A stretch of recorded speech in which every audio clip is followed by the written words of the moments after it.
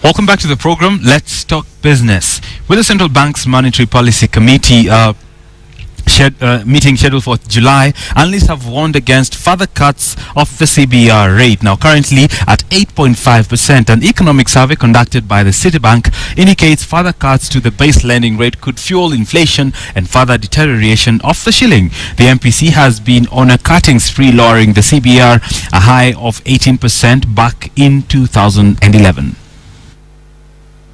Over the past 1 year, the Monetary Policy Committee centered CBR rate on reining inflation and holding the shilling steady. This, it says, has encouraged the private sector to fulfill its growth objective. But analysts from Citibank say that the rate cuts could be counterproductive to the economy if the MPC should lower the CBR further.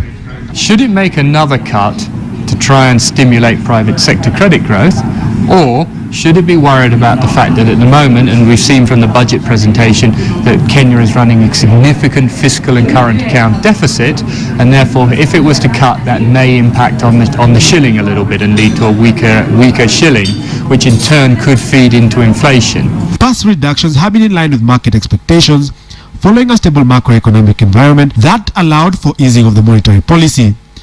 But with Treasury also running large deficits both on the fiscal and current account fronts, Citibank warns that this needs to be monitored closely to keep debt levels at sustainable levels. This, the bank expects, will also keep the Kenya shilling stable. The CBK is not particularly worried about shilling depreciation. What it's worried about is volatile moves in the currency. In the bank's report, inflation is also projected to rise in the next quarter as Kenya's purchasing power also remains restricted. Michael Karanja, KTN.